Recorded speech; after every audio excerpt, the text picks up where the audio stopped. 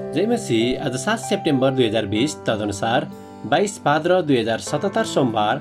आज हामी माथिल्लो कोठाबाट हेर्नेछौँ। आजको शीर्षक छ एउटा स्थिर उदाहरण। आज हामी परमेश्वरको वचन यूहन्ना 13को 12देखि 17सम्म पाठ गर्नेछौँ।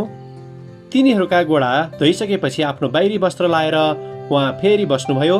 तब उहाँले तिनीहरूलाई भन्नुभयो, के तिमीहरू जान्दछौ मैले तिमीहरूका निम्ति के गरेँ? तिमीहरू मलाई गुरु र प्रभु भन्दछौ, त्यो तिमीहरू ठिकै भन्दछौ, किनभने म उही हुँ। यदि तिमीहरूका प्रभु र गुरु भइकन मैले तिमीहरूका गोडा धोएको छु भने तिमीहरूले पनि एक अर्काको गोडा धुनुपर्छ। किनकि मैले तिमीहरूलाई एउटा उदाहरण दिएको छु र जसो मैले तिमीहरूका निम्ति गरेँ तिमीहरूले पनि त्यसै गर। साँच्चै म तिमीहरूलाई भन्दछु, नोकर आफ्नो मालिकभन्दा ठुलो हुँदैन अनि खबर लाने खबर पठाउने भन्दा ठुलो हुँदैन। यदि तिमीहरूले यी कुरा जान्यौ भने र ती गर्यौ भने तिमीहरू धन्य हुनेछौ। आमेन। यूहन्ना 13को 15लाई लेखिका यहाँ जोड दिनुहुन्छ, किनकि मैले तिमीहरूलाई एउटा उदाहरण दिएको छु र जसो मैले तिमीहरूका निम्ति गरेँ तिमीहरूले पनि त्यसै गर। आमेन। लेखिका आफ्नो अनुभवलाई यहाँ यसरी वर्णन गर्नुहुन्छ। बाहिर निकाल्दै थिएँ तब मैले नजिकै एउटा कार आइरहेको देख्न सकेँ। मेरो नजिकै आएपछि त्यसभित्रबाट चालकले आफ्नो गाडीको ऐना तल झारेर मलाई अभिवादन गरे। उनी मेरो नजिकैको छिमेकी दिदी रहेछन् र आफूलाई ढाडमा क्यान्सर भएको र नियमित जाँचको निम्ति अस्पताल जाँदै गरेको कुरा उनले मलाई बताइन्।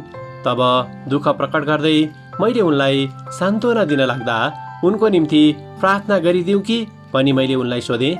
योभन्दा अघि मैले उनलाई आफू विश्वासी भएको कुरा बताउने अवसर पाएको थिइनँ।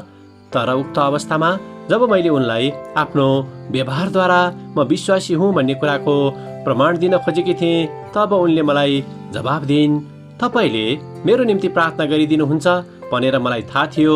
त्यसको निम्ति तपाईँलाई धेरै धन्यवाद। यति भनेर जब उनी आफ्नो बाटो लागिन् तब मैले आफू क्रिस्चियन भएको एउटा सानो उदाहरण दिन सकेको कुरालाई महसुस गर्न सकेकी थिएँ र त्यसो गर्दा मैले उनलाई एउटा आशाको वचन पनि दिन सकेकी थिएँ। हामीलाई आफ्नो विश्वासको गवाई बाँड्ने अवसरहरू प्राय नमिले तापनि हामी क्रिस्चियन हौँ भन्ने उदाहरण हामी सधैँ अरूमाझ दर्शाउन सक्दछौँ। जसै आफ्ना दैनिकीका व्यवहारहरूद्वारा हामी त्यसको उदाहरण दिँदछौँ, तब परमेश्वरले हामीलाई हाम्रो विश्वास अरूहरूमाझ बाँड्ने अवसर प्रदान गर्नुहुँदछ।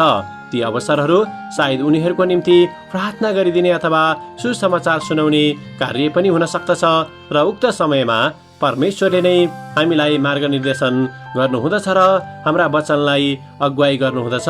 यसुले पनि आफ्नो व्यवहारहरूद्वारा हामीमाझ उदाहरण प्रस्तुत गर्नुभएको थियो र त्यसरी नै हाम्रा व्यवहारहरूद्वारा हामी पनि अरूहरूमाझ आफ्नो क्रिस्चियन प्रेम दर्शाउन सक्दछौँ।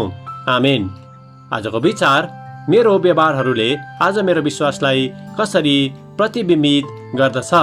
प्रार्थना। प्यारो स्वर्गीय पिता, हामीलाई हाम्रो बोली र कामद्वारा ख्रिस्टको उदाहरण हुन सहायता गर्नुहोस्, येशूको नाउँमा। आमेन। आजको लेखिका जोडी विलर, एरिजोना, अमेरिका। आजको प्रार्थनाको विषय मेरा छिमेकीहरूको निम्ति।